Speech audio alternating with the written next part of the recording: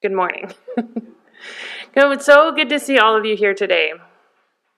Before I jump in, I just want to acknowledge that this was written before the events of yesterday morning in Venezuela. While some of the leadership in this country have undertaken violent actions that place the lives of so many in danger, I ask that we take a moment to hold in our hearts and our minds those who are most affected by these actions, and those who have the power to oppose what is happening, that they may stay strong in the face of tyranny.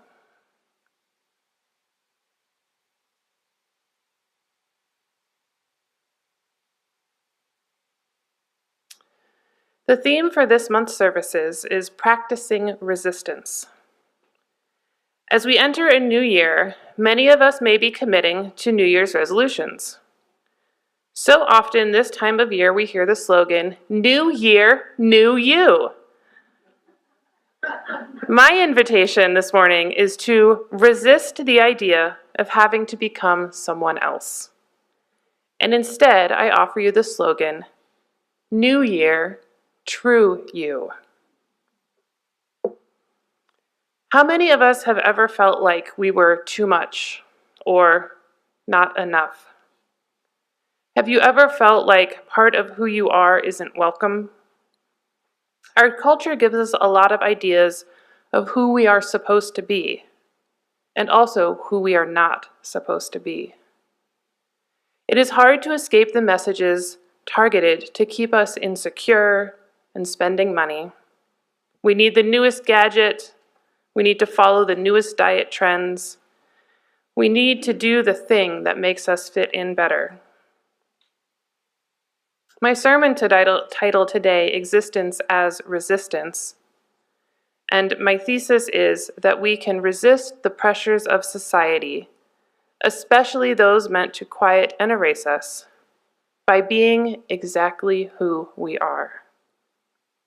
This is not about becoming someone new, but about becoming more true to ourselves. I have spent a lot of time in the last year working with an organization called Queer Bozeman since joining their board of directors. So the queer community is often front of mind for me.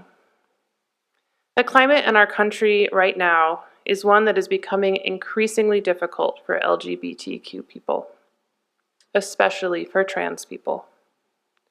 From bathroom bills to changed passports, to the attempts to repeal marriage equality, to being denied access to gender-affirming care, it is clear that queer people are facing increased pressure to hide who they truly are.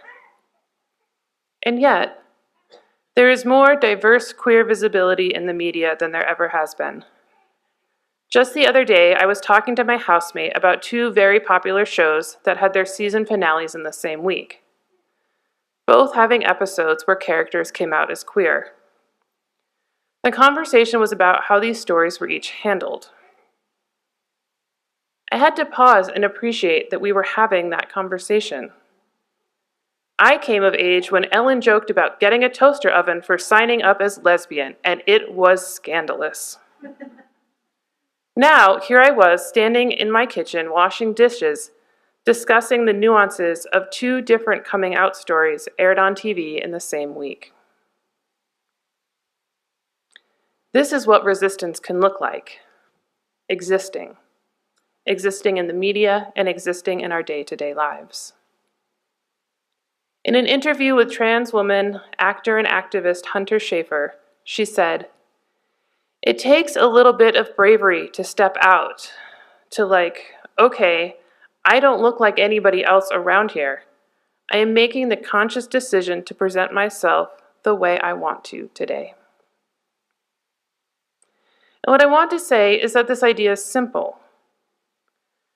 Simply being who you are is resistance. And I also want to be clear that just because it is simple does not mean that it is easy. I also came of age when most girls believed the ideal body weight should be between 115 and 120 pounds, regardless of how tall you were. And the middle-aged women looked like the gals on Golden Girls. 115 was some magic number that was in our collective consciousness, that was an important target to strive for. Big strides have been made since then in body positivity movements, but following the wave of GLP-1s skyrocketing to popularity and the emergence of social media referred to as skinny talk, which is a genre of TikTok, where skinny is the ideal.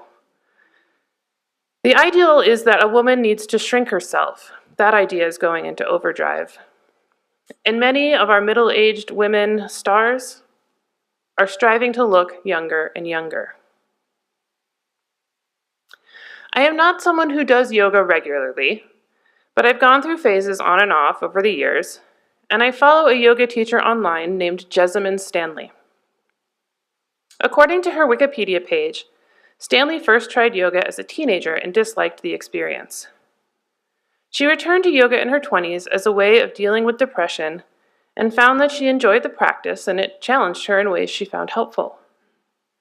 She began sharing yoga photos on Instagram in 2012 to get feedback on her technique. And in 2025, she now teaches yoga classes online and teaches in-person classes internationally, as well as in her home of Durham, North Carolina. There are lots of people who teach yoga, so why bring up Stanley? It is because she is a queer, plus-size woman of color, and this is resistance. Stanley is resisting the societal notion that fat-bodied people are slow and weak, and she suggests a change toward a mentality that strength comes in different shapes and sizes. She's resisting the idea that yoga in America is just for skinny white women. And she is doing this by showing up as who she is, in her words, a queer, fat, black woman.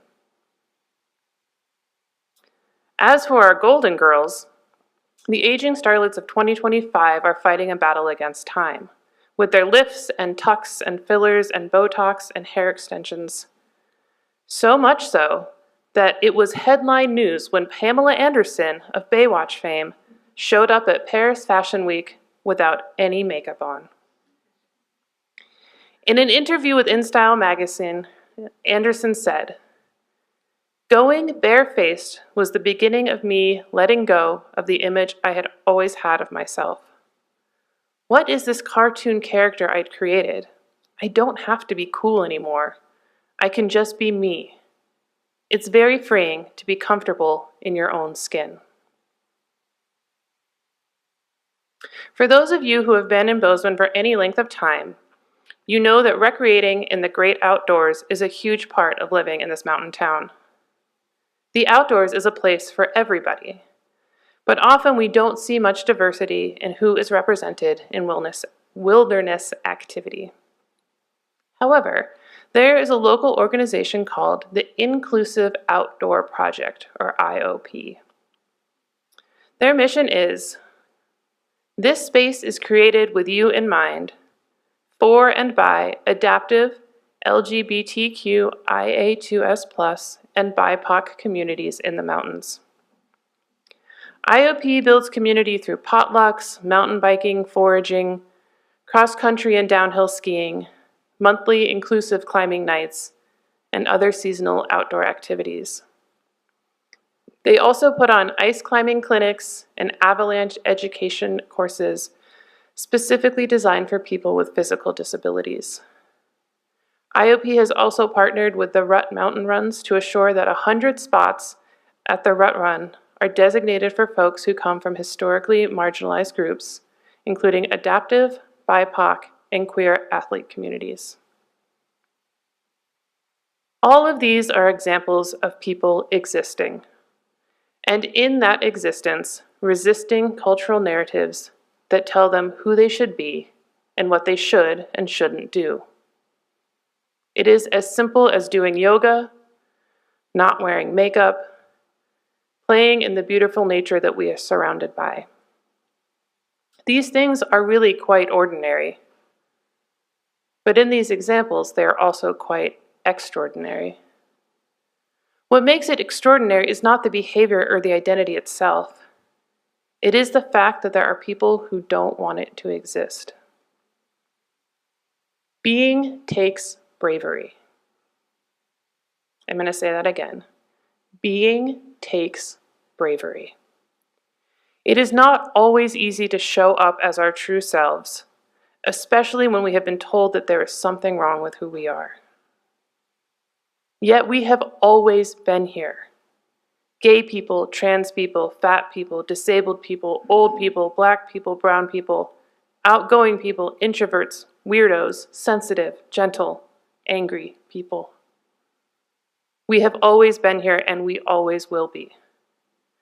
By continuing to show up and normalizing the wide variety of ways to be human, maybe someday the ordinary can just be ordinary.